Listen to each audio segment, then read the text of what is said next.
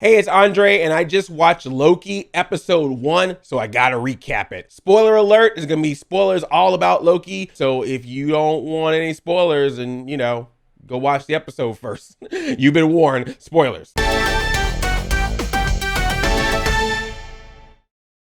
So Loki starts out in 2012 during the events of the first Avengers movie, or the first Avengers movie / Avengers Endgame. You remember the Avengers traveled back in time to get the Infinity Stones. And if you remember in that movie, at one point, the Tesseract gets back into Loki's hands and he disappears. So that's the Loki that we're following. So keep in mind, this Loki has not gone through the events of Thor the Dark World, Thor Ragnarok, Avengers Infinity War. This ain't that Loki. This is a Loki that is straight from the first Avengers movie, now going off on his own. He lands in the Gobi Desert with the Tesseract, but he isn't there very long before he's caught by the Time Variance Authority, this group of people that want to keep the timeline sacred, one specific timeline, and Loki messed that up by disappearing off with the Tesseract. This one soldier goes up to him. He, of course, is all like, "I'm Loki, glorious purpose, you can't stop me." And they smack the time out of him. Like, seriously, like they smack him and he's all like, "Boo." And at first you think it's like a cool slow-mo shot, but then the officer just walks right up in normal speed while he's all like, and she's like, "Yeah, you in like 1/16 speed now. I'm putting this collar on you." And then they take him down to TVA headquarters where he's gonna stand trial for his crime of being what they call a variant, going off of the timeline. I love the part where they have to check in with this guy named Casey that works at the front desk, and they give him the Tesseract and he's like, "What's this?" And Loki's like, "Hey, that's the Tesseract. You be careful with that. It's very important." And Casey's just like, "Sounds dumb." I like you, Casey. So they make him go through this whole ordeal of taking off his clothes. They like literally zap his clothes off. He has to sign a huge stack of papers that's basically everything he's ever said. And he even has to go through this almost metal detector looking device to check out what his aura is like. But I love that they were just like, "Don't go through it if you're a robot, because if you're a robot, it'll melt you down." And he's like, "Wait, have people gone through this not knowing they're robots? Wait, what if I'm a robot, but I don't know it?" And he like slowly walks through like, "I guess I'm not a robot. I guess I'm okay." He needed to take one of them quizzes that you do when you put your password in on websites. You know, the ones where it like makes you type different letters and numbers, or makes you find out how many pictures have bicycles or fire hydrants. I love this whole sequence of him having to go through all these weird things to get checked in. Although I gotta be honest, kind of reminded me of Super Mario Brothers. You remember when the Super Mario Brothers got caught and they had to be defungused? I know it's wrong to compare this high quality Marvel Studios TV series on Disney Plus with the Super Mario Brothers movie, but I'm sorry, when I saw him go through all these things, I just want to go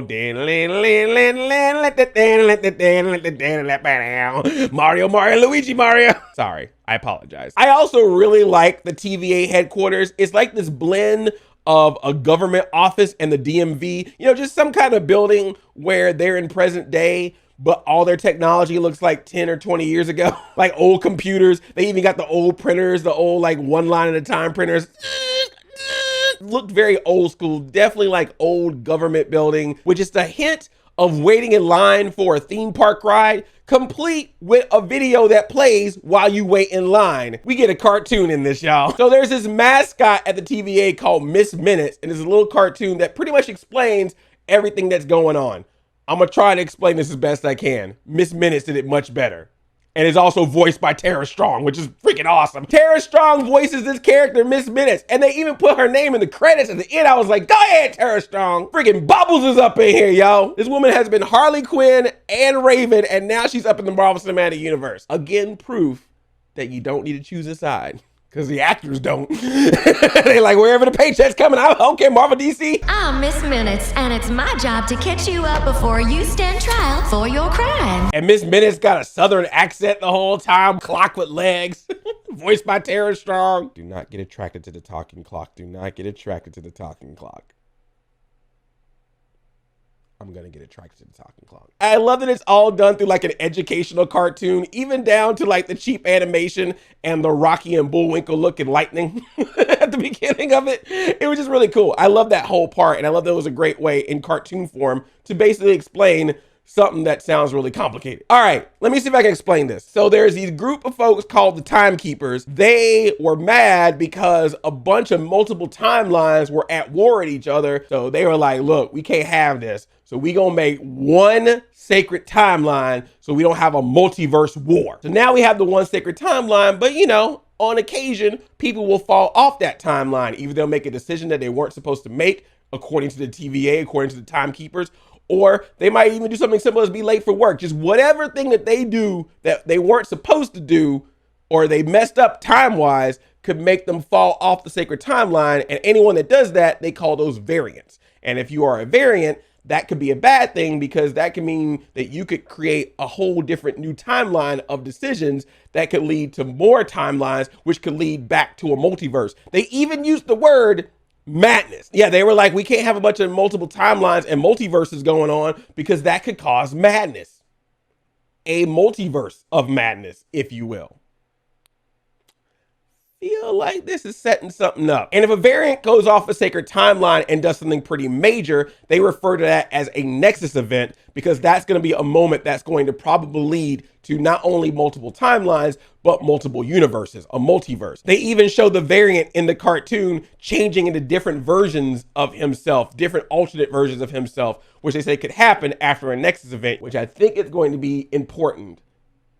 Stay tuned for that. So when someone becomes a variant, the TVA gets them, brings them in, and is like, we got to put you back on the sacred timeline. However, if there's already a version of you on the sacred timeline that's still going strong and you kind of in the way, then they just destroy you, because that's just how it's got to be for the course of the sacred timeline. And Loki is like, oh, this is stupid. We then cut to France, 1549, and this is where we meet Owen Wilson as Mobius. Someone is apparently killing their Minutemen, the officers that go out to try to fix all the time variants. They see this little kid and go up and talk to the kid like, hey, did you see anything? The kid's got a big blue mouth because whoever did this gave them bubble gum. Pull the old Zemo technique, like, hey, get out of the way so I can do my thing. And he's like, don't worry, we're gonna make things better. We're gonna show you this little animation to keep you all happy. You just gotta let us know who did this. And the kid points up to a stained glass window that shows an image of the devil. And I'm like, oh, here we go. It's Mephisto. It's Mephisto. It's not Mephisto. Loki tries several times, including in his trial, to use his powers, but the powers don't work in the TVA headquarters. He is stuck there. Loki goes up to the judge and like, how do you plead? You know, you broke the timeline. Do you plead guilty? And he's all like, I'm guilty of being the God of Mischief. I'm guilty of this. I'm guilty of that. I ain't guilty of this though. And I appreciate his argument. He's like, if anything, y'all should be talking to the Avengers. The Avengers went back in time to get the Tesseract, so they broke the law. Why don't you get them? And the judge was like, nah, that's what the Avengers were supposed to do. And Loki's like, ain't that up? These Avengers get off with everything. They can hop around through time like they freaking Doc Brown and nothing happens. I just pick up a Tesseract and disappear and go to Gobi Desert, and all of a sudden I'm standing trial and going to possibly be destroyed before Mobius shows up. And it's like, wait, I think we can work with this guy. I think he can help me. Yeah. And here's what's crazy. For a franchise that has had a number of high energy, explosive action scenes, why is one of the best things I've seen in the Marvel Cinematic Universe two dudes talking? For some reason, I was intrigued the entire time by this Loki Mobius back and forth, tete-a-tete, vis-a-vis. They just kept having this banter back and forth, just playing mind games with each other. Because Mobius is basically trying to psychoanalyze Loki to make sure, like, wait, is this guy really evil or is he cool and maybe can help me in what I need help with? And Loki the entire time is like, oh, this is stupid. This whole time variance is stupid. You know, when everything and things are supposed to happen the way they're supposed to happen, all that's stupid. I have choice. I have freedom. I can do what I want. By the way, what I want to do is stop everyone else from having choice and freedom because they keep making mistakes. So if I'm ruler over them, then they don't have to worry about anything. This whole thing is an illusion. I'm in charge of my own choices. I'm Loki. And I love that Mobius is like, well, what do you want to do? I want to take over Earth. And then after that, the 9 realms. And then after that, I don't know, man. I want to take over everything. I'm Loki. And every time Loki tries to attack Mobius or tries to get away, Mobius has this little dial that is attached to his collar, so he can just turn a dial and put Loki right back where he was. So every time he tries to run off, floop, boom, right back where he started. And Mobius keeps calling him out. He's like, you say you're a God of Mischief, but all I see you doing is just hurting people. And I think you enjoy it. And then he plays the Loki highlight reel. Just every scene that Loki had in the Avengers is like, look at you taking this dude's eye out. Look at you fighting the Avengers. I thought you were a god of mischief. Just seems like you like to destroy things and hurt people. I don't get it. And Loki's like, hey man, don't test me. Last person that walked up to me tried to talk some stuff, I killed him. He's like, oh yeah, Coulson. You killed Coulson, and in doing so, that created the Avengers. So he's like, are you supposedly a god of mischief? Because everything you're doing, you keep messing up, and every time you mess up, like better things in the world happen. Not doing a good job here, Loki. And I love that in addition to showing the highlight reel of everything Loki has done, they also flash back to where Loki is DB Cooper. Look it up. DB Cooper, who hijacked the plane, took the money, no one knows where he went, several years ago, that was Loki the entire time. It was Loki all along. And Loki was like, I lost a bet to Thor. What kind of bet did you lose to cause you to have to go hijack a plane and steal money? He's like, hey, I was young. We do crazy things. We're in college. All this back and forth is so good, but then Mobius had to one up it. He's like, let me show you a little bit of your future right here.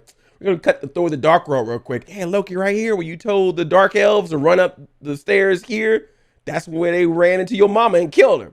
So technically, you killed your mama. And he's all mad too. He's like, I'll kill you. He's like, oh, like you killed your mother? Oh, them fighting words. Don't talk to Loki like that. Their therapy session gets interrupted, which gives Loki enough time to get away. He grabs his little dial too, so that way they can't bring him back. He runs into Casey and he's like, give me my Tesseract back. And so Casey opens up this drawer, pulls out the Tesseract, but then Loki looks inside that drawer and just scattered inside the drawer is a bunch of Infinity Stones. And he's like, you have Infinity Stones down here? And Casey's like, yeah, we just use them for paperweights. What? The Infinity Stones. The reason why Vision is dead, Gamora is dead, Natasha is dead, and Tony Stark is dead, and all the Avengers had to go through all this stuff, half the universe being gone by Thanos, all these things that happened to get those precious Infinity Stones back. The TVA just got a bunch of them in a drawer. What?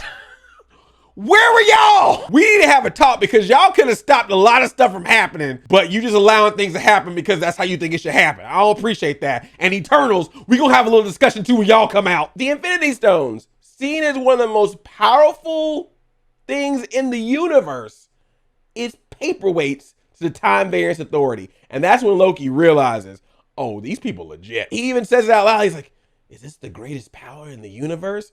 Which I don't know if that's a good thing for Loki to know. Loki goes back to the film reel of his life and he's like, let me just fast forward and see what else is in here. And so we get to see everything he did in Thor the Dark World. Once again, he sees his mother die. He also sees the events in Thor Ragnarok where he sees his dad die. He sees himself alongside Thor. He sees Thor finally accepting him as his true brother. And I was like, keep going. And sure enough, big boy Thanos shows up and I was like, oh no, don't show it to Loki. He's not ready for it. And Loki got that close-up shot of his face and you just hear that snap. And I ain't talking about that snap. I'm talking about that snap. And Loki was like,